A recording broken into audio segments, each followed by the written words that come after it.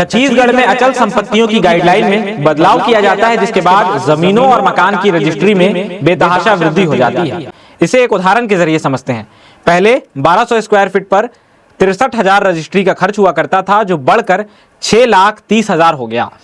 2500 square feet पर पहले registry के लिए 1,21,000 रुपए लगते थे, जो बढ़कर 12,10,000 तक हो गए।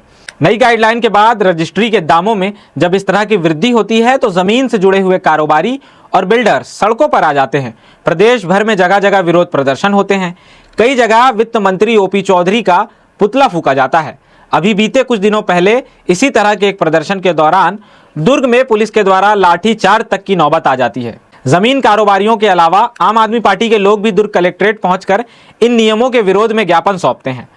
3 दिसंबर को युवा कांग्रेस के बैनर तले सुपेला के घड़ी चौक पर भी विरोध प्रदर्शन होता है, जिसमें वित्त मंत्री ओपी चौधरी का पुतला फूका जाता है। वहीं आज यानी कि 4 दिसंबर को भिलाई नगर विधायक देवेंद्र यादव ने एक दिन के उपवास पर बैठकर विरोध प्रदर्शन किया। उस प्रदर्शन में उन्होंने हमसे बातचीत में क्या कहा, आप आगे सुनिए। आज आप दुर्ग में एक दिवसीय उपवास कर रहे हैं, क्या विषय और क्या मांग लेकर के कर रहे हैं? देखिए, जिस तरीके से ज़मीन के दरों में बढ़ोतरी हुई है उसको लेकर जनता में आक्रोश है। 800% तक की वृद्धि की गई है, ये गलत है और हम सब इसके विरोध में हैं। जनता और जब लोग इस पर विरोध कर रहे थे तो पुलिस ने उन पर लाठियाँ भी चलाई है, जो कि निंदनीय है। सबको लेकर एक दिवसीय उपवास हमने रखा। कहा जाता है कि ये गोडसे का दौर है और आप गांधीवादी तरीके से एक उपवास कर रहे हैं, क्या लगता है आपको इसका कुछ परिणाम निकलेगा? गोडसे कभी नहीं था इस भारत का हिस्सा, ना भविष्य में होगा। हिंसा कभी भारत का प्रतीक ही नहीं है। भारत का प्रतीक ही प्रेम है, सद्भाव है। और हो सकता है कुछ लोग, पार्टियां सत्ता में आने के बाद एक विचारधारा को पुश करने की, जिस विचारधारा में हिंसा है उसको पुश करने की कोशिश कर रही होगी, लेकिन उसके बावजूद गांधी का ये देश है और हम उपवास के माध्यम से संदेश देना चाहते हैं। और आज तो ये एक दिवसीय उपवास है।